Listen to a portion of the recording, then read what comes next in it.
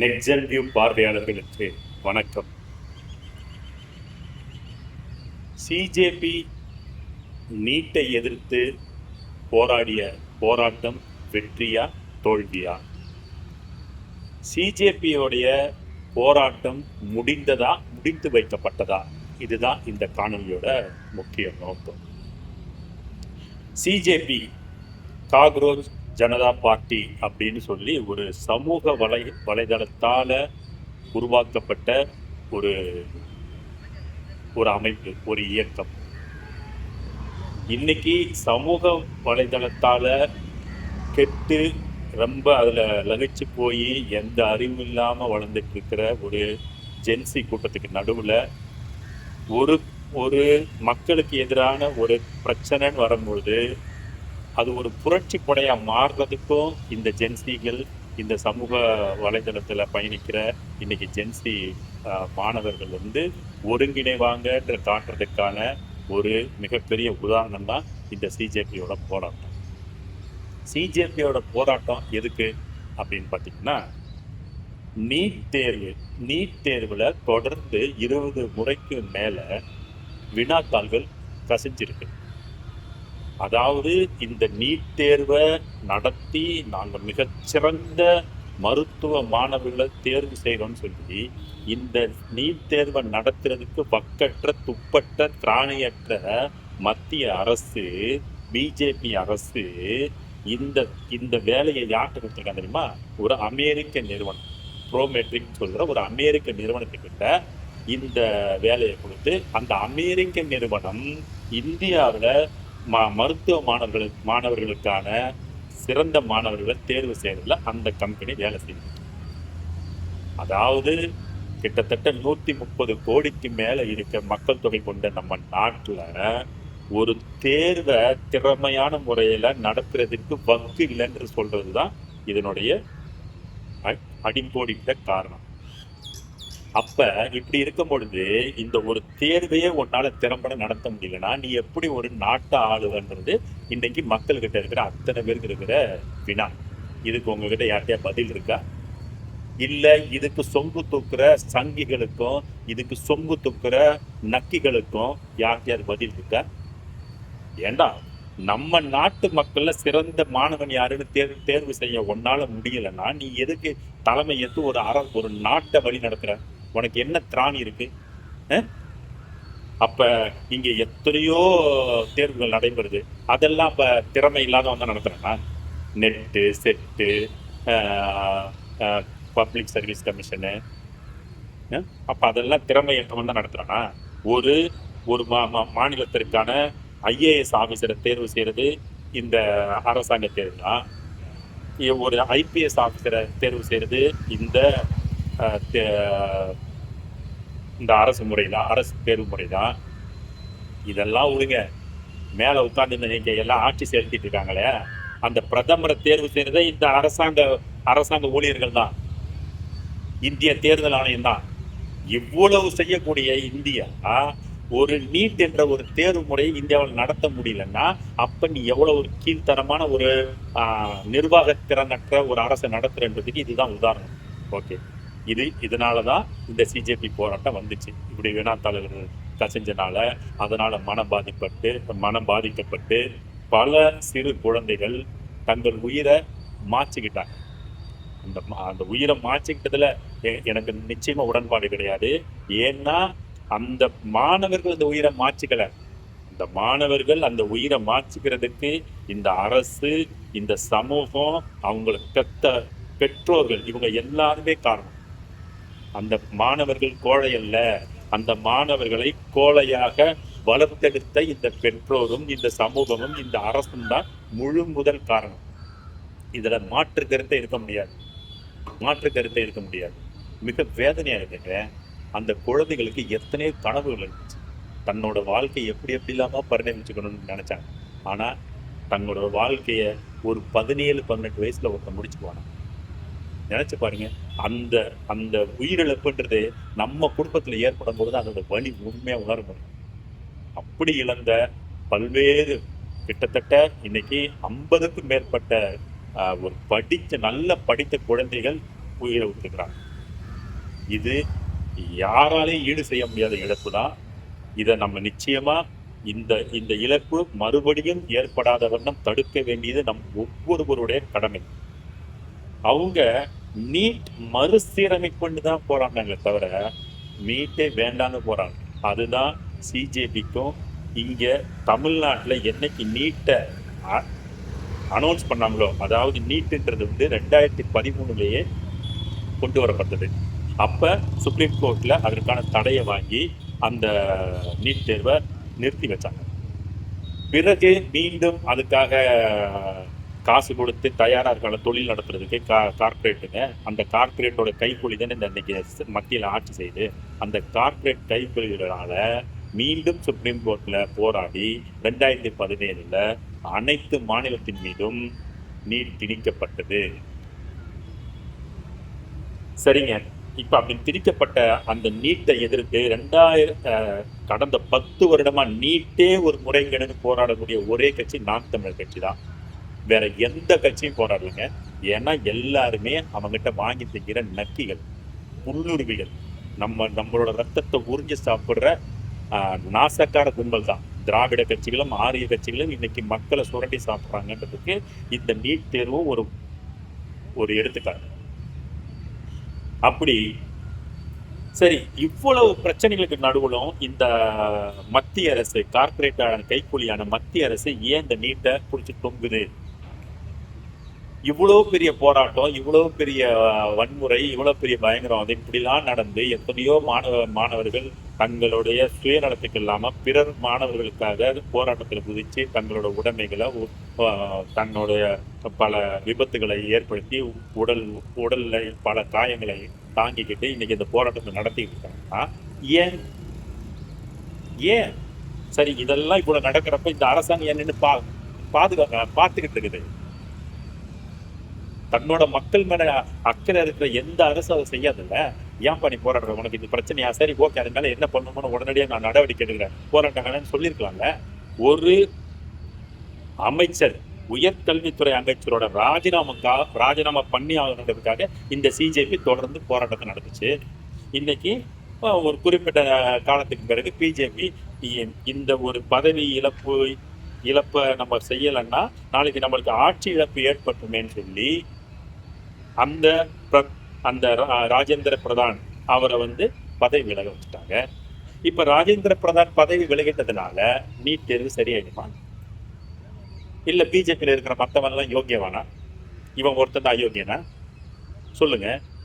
மொத்த பேர் அயோக்கிய பைகளுக்கு கூடாது தான் பிஜேபி.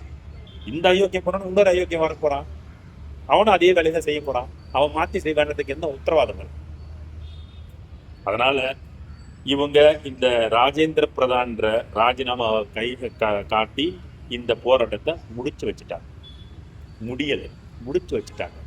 அதுக்கு இந்த இந்த இந்த போராட்டத்தோட முக்கிய பிரதான நோக்கம் வந்து இவர் வந்து ராஜேந்திர பிரதான், உயர்கல்வித்துறை அமைச்சர் ராஜேந்திர பிரதான் பதவி விலகணும், இறந்த மாணவர்களுக்கு 1 கோடி ரூபாய் இழப்பீடு நிவாரணத் தொகை கொடுக்கணும் அப்படின்றது இவங்களுடைய மற்ற ஒரு 6 கோரிக்கைகள் கொடுத்துருக்காங்க. அதெல்லாம் பேசி தீர்த்துக்கோன்னு சொல்லியிருக்காங்க.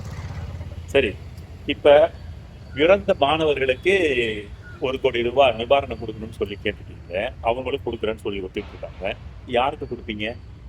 இந்த கேள்வி வினாத்தால் லீக் ஆனதுனால வந்து இறந்த மாணவர்களுக்கு கொடுத்தீங்களா, இல்லை இந்த நீட் தேர்வு அனௌன்ஸ் பண்ண நாள்ல இருந்து உயிரை விட்ட மாணவர்களுக்கு கொடுப்பீங்களா? இதுல எந்த தெளிவும் கிடையாது. நீங்க என்ன பண்ணுறது? சிஜேபியோட போராட்டம் எதுக்கு? நீட் தேர்வு முறைகேட சரி செய்யணுன்றதுதான் இவங்களுடைய கோரிக்கை இருக்கிறது தவிர நீட் தேர்வு வேண்டாம்ன்றது இல்லை. ஏன் சிஜேபி நீட் தேர்வு வேண்டாம்னு போராடுறதுன்னா, நீட் தேர்வு அவங்களுக்கு வேணும். ஏன் வேணும்னா, தமிழ்நாட்டில் இருக்கிற கிட்டத்தட்ட 14,000 மருத்துவக் கல்லூரி இடங்கள் இருக்கு தமிழ்நாட்டில். அதாவது சுதந்திர இந்தியாவிற்கு முன்பே தமிழ்நாட்டில் எம்எம்சி, மெட்ராஸ் மெடிக்கல் காலேஜ் அப்படின்றது ஆங்கிலேயர் காலத்தில் உருவாக்கப்பட்டது. தமிழ்நாட்டில் பார்த்தீங்கன்னா மிக அருமையான கட்டமைப்பு கொண்ட, மிக அருமையான ஆசிரியர்களை கொண்ட, மிக அருமையான கல்வி முறைகளை கொண்ட ஒரு அமைப்பு இங்க ஆரம்ப காலகட்டத்திலேருந்தே ரொம்ப அழகா கட்டி அமைச்சு நல்லா தூக்கி நிறுத்தி இருக்கிறாங்க தமிழ்நாட்டில். இது இந்த வடநாட்டு மக்களுக்கு, வடநாட்டு அரசுகளில் இருக்கிற அத்தனை பேருக்கும் தமிழ்நாட்டு மேல அப்படி ஒரு கண்ணு இருந்துச்சு. ஏன்னா இங்கதான் அதிகமான மருத்துவக் கல்லூரி இருந்துச்சு தமிழ்நாட்டில் தான். 2022 வரைக்கும் தமிழ்நாட்டில் தான் அதிகமான மருத்துவக் கல்லூரி, கிட்டத்தட்ட 78 மருத்துவக் கல்லூரிகள். அதில் 78 மருத்துவக் கல்லூரியில் 14,000 மருத்துவ இடம் இருக்கு, மருத்துவத்திற்கான இடங்கள் இருக்கு. அதுக்கு பிறகுதான் வந்து கர்நாடகா, உத்தரப்பிரதேசலாம் மேலே வந்தாங்க. அதுக்கு முன்னாடி வரைக்கும் தமிழ்நாடு தான் முதல்ல இருந்துச்சு. அதுக்கு பிறகு நிறையா இவனுங்க எல்லாத்துலேயும் காசை வாங்கிட்டு எல்லாம் தனியார் டீம்டு யூனிவர்சிட்டி, தனியார் மருத்துவக் கல்லூரி எல்லாத்தையும் உருவாக்கி இன்னைக்கு ஆளுக்கால மருத்துவக் கல்லூரி வச்சுக்கிட்டு வர்றவங்க ஒருவனுங்கெல்லாம் இன்னைக்கு சீட்டை விற்றுக்கிட்டு இருக்கிறாங்க. இப்படி ஒரு கீழ்த்தரமான அந்த மருத்துவ படிப்பை கொண்டு வர்றதுக்கு தான் இந்த பிஜேபி அரசு தொடர்ந்து போராட்டம் நடத்துது. இந்த இதுக்கெல்லாம் வித்துட்டவங்க யாரு? காங்கிரஸ். ஊரை கெடுக்கும், பெருச்சாலி பேரை கெடுக்கும்னு சொல்றாங்கல்ல, அது மாதிரி இன்னைக்கு காங்கிரஸ் ஒண்ணுமே தெரியாத மாதிரி, நாங்க எதுவுமே செய்யல, நாங்க இதுக்கு உங்களோட போராட்டத்துக்கெல்லாம் பின்னாடி நிக்கிறோம்னு இன்னைக்கு வேஷம் போட்டு ராகுல் காந்தி போய் நிக்கிறாரு. அவங்கதான் இந்த நீட்டு ஜிஎஸ்டி என்னென்ன குப்பெல்லாம் இருக்கோ அது எல்லா திட்டத்தையும் உருவாக்கினவனே இந்த காங்கிரஸ்காரன் தான். இன்னைக்கு அதுக்கு பின்னாடி மறைஞ்சு பிஜேபி முதுகு பின்னாடி மறைஞ்சிட்டு நாங்க வந்து உங்களுக்கு பாதுகாப்பு தரோம்னு சொல்றோம். ஆக இந்த மாதிரி மருத்துவ இடங்களை அபகரிக்கிறதுக்கும் தமிழ்நாட்டில் வந்து வட மாநில மாணவர்கள் உள்ள கொண்டு இங்கே படிக்கிறதுக்கும் தான் அவங்க இங்கே வர்றாங்க. சரி, நீ வர்றீன்னா உன் திறமையை காட்டி வரலான்னு பார்த்தா அதுவும் கிடையாது. இந்த நீட்டுன்ற முறைகேடு, அதாவது நீட்டுன்றது என்னன்னா ஒரு மிகப்பெரிய லாபி. நீட்டுன்றது வந்து சிறந்த மாணவர்களை தேர்ந்தெடுக்கிறதுக்கான ஒரு தேர்வு முறை மட்டுமல்ல, இது மிகப்பெரிய பணம் ஒழிக்கக்கூடிய ஒரு தொழிலை மாத்திட்டாங்க. லட்சக்கணக்கான கோடி ரூபாய்கள் இந்த நீட்டு தேர்வுனால இங்க கார்பரேட்களால கொள்ளடிக்கப்படுது. மக்களை சுரண்டி சாப்பிட்டு இருக்காங்க. இதுக்கு எல்லாம் அடித்தளம் என்பது இந்த பிஜேபி, காங்கிரஸ். எப்படி அப்படின்னு கேட்டீங்கன்னா, நீட் கோச்சிங் என்ற முறை, அதாவது இந்த நீட்டுக்கான தேர்வு முறை இருக்குல்ல, அது வந்து அதனுடைய அந்த வினாத்தாள் எதை பேஸ் பண்ணி பண்றாங்கன்னா, நேஷனல் லெவல்ல ஒரு பாடத்திட்ட முறையை வச்சு அதுல இருந்துதான் அந்த கேள்விகளை தொகுக்கிறாங்க. அந்த பாடத்திட்டத்துக்கும் இன்னைக்கு ஒவ்வொரு மாநிலத்தில் இருக்கிற அரசு பள்ளியில படிக்கக்கூடிய மாணவர்கள் அந்த பாடத்திட்டத்துக்கு சம்பந்தமே கிடையாது. இங்க பல ஒன்றியங்களால் இணைக்கப்பட்டதுதான் இந்தியா. இந்தியான்றது ஒரு நாடே கிடையாது, ஒன்றியம். பல ஒன்றியங்கள் ஒன்றிணைந்ததுதான் இந்த இந்தியான்ற ஒரு நாடு. அப்போ ஒவ்வொரு மாநிலத்திற்கும் தனிப்பட்ட கலாச்சாரம், படிப்பு எல்லாமே இருக்கு. கொள்கை, மொழி, பண்பாடு எல்லாமே ஒவ்வொரு மாநிலத்திலும் தனித்தனியா இருக்கு. அப்போ ஒவ்வொருத்தரும் அவங்களோட மொழி சார்ந்து, அவங்களோட பண்பாடு சார்ந்து, அவங்க கலாச்சாரம் சார்ந்து அவங்க படிக்கிறாங்க.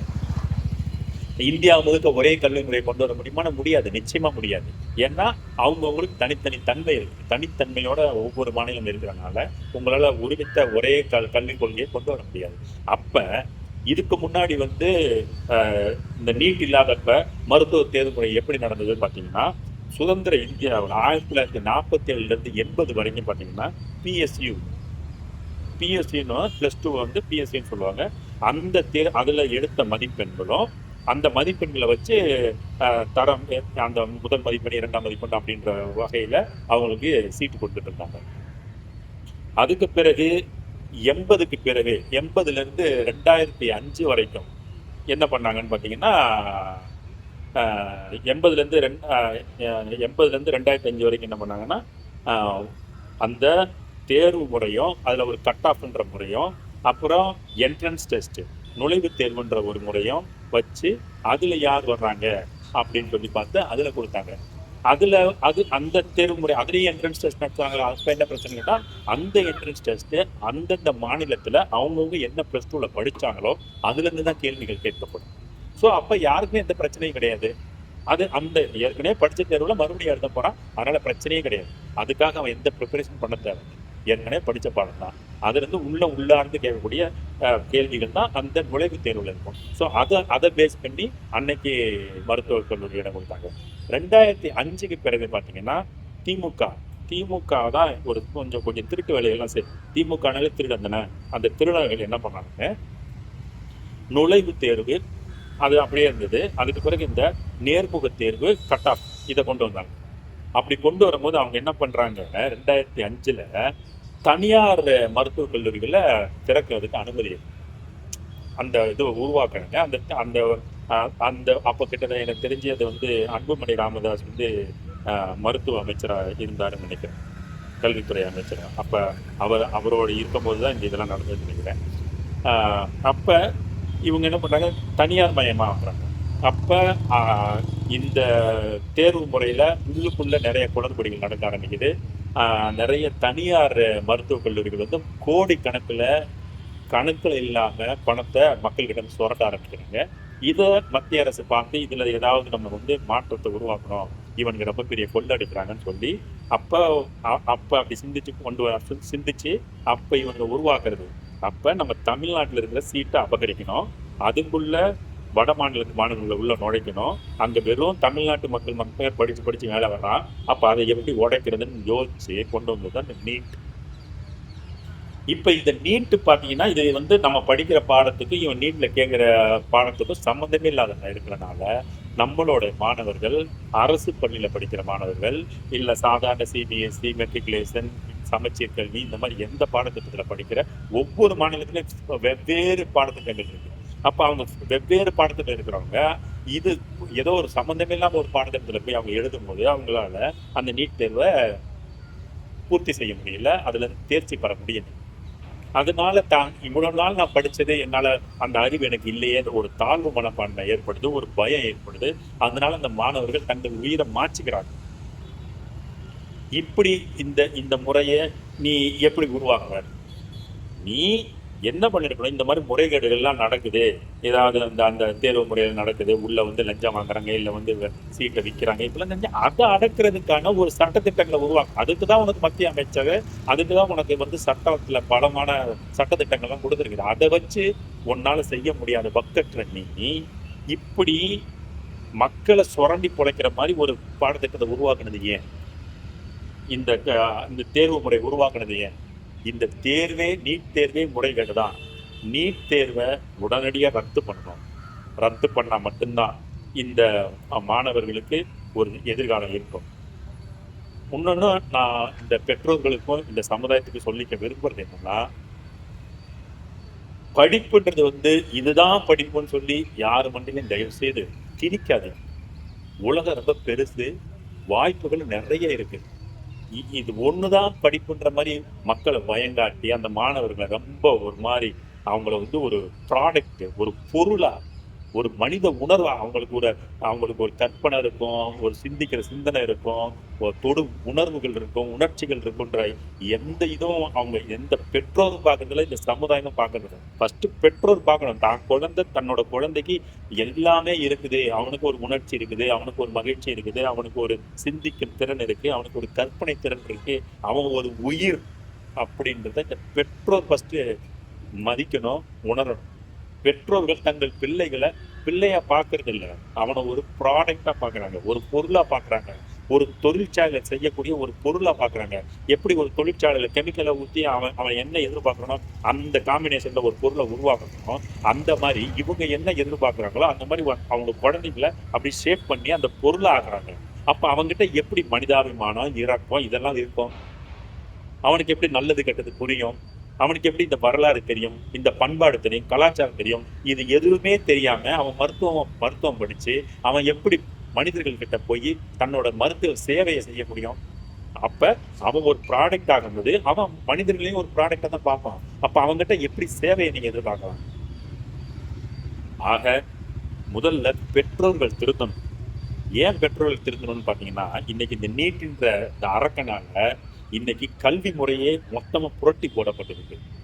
எல்லா பள்ளிகள்லையும் அதாவது ஒவ்வொருத்தனோட சக்திக்கு ஏற்ற மாதிரி 1 லட்சம், 2 லட்சம், 3 லட்சம், 4 லட்சம், 5 லட்சம்ன்ற அவன் சக்திக்கு ஏற்ற மாதிரி பள்ளிக்கூடங்களை ஒரு தொழிற்சாலையை உருவாக்கி இதுல நீட்டுக்கு நாங்க இப்பையிலேருந்து பயிற்சி தரோம் சொல்லி 8ஆம் வகுப்புலேருந்து 9ஆம் வகுப்புலேருந்து 10ஆம் வகுப்புலேருந்து ஆரம்பிச்சிடறாங்க நீட் பேக்கேஜ். அப்ப லட்சக்கணக்கான பணத்தை மக்கள் கிட்ட இருந்து உரியிறாங்க. இவ்வளவு லட்சத்தை படிச்சு அதுக்கு மூலமா அவன் நீட் தேர்வை எழுதி அவன் போய் மருத்துவம் படிச்சு அதுக்கப்புறம் அவன் சேவைக்கு வரும்போது அவனோட செலவினங்களை பார்த்தா பல கோடிகளை தாண்டிட்டு இருக்கும். இப்படிலாம் செலவு பண்ணி வர்றவன் எப்படி மக்களுக்கு சேவை செய்வான்? எப்படி செய்வான்? முதல்ல உங்க பிள்ளைகளை ஒரு உயிர் உள்ள உணர்ச்சி உள்ள ஒரு உயிரை மதிக்க கத்துக்கணும். அதுக்கு பிறகு அவன் மருத்துவர் ஆகிறதா இல்லை மண்ணாங்கட்டி ஆகிறதான்றது முடிவு பண்ண. முதல்ல இந்த நீட்டை முற்றிலும் அகற்றப்பட வேண்டும். இந்த நீட்டை அகற்றுவதற்கு மக்கள் சரியான ஒரு ஆட்சியாளர்கள் நீங்கள் தேர்வு செய்யணும். அப்படி தேர்வு செஞ்சால் மட்டும்தான் இந்த நீட்டை ஒழிக்க முடியும். இன்னைக்கு இந்த தமிழ்நாட்டில் இருக்கிற இந்த தற்கொலை கூட்டம் இதுக்கு இதுவரைக்கும் எந்த குரல் கொடுக்காம பிஜேபியோடைய வலது கையா இங்கே தமிழ்நாட்டில் செயல்படுது. காரணம் இந்த தற்கொலை கூட்டத்தின் தலைவனே அவனோட பள்ளியில் இந்த நீட்டுக்கான தொழிற்சாலை வச்சிருக்கிறான். அங்க இருக்கிற பிள்ளைகளையும் இதே மாதிரி ப்ராடக்ட் ஆக்குறாங்க. ஆக மொத்தத்துல மக்கள் தான் வழிகடாக ஆகிட்டு இருக்காங்களே தவிர இந்த அரசியல்வாதிகள் உங்களை அட்டைப்பூச்சி மாதிரி உங்கள் ரத்தத்தை நீட் என்றும் அட்டைப்பூச்சி உங்கள் ரத்தத்தை உறிஞ்சி கொழுத்து கொண்டிருக்கிறது என்பதுதான் உண்மை. மக்கள் மாறுங்கள், மாற்றம் தானாக வரும். நன்றி, வணக்கம்.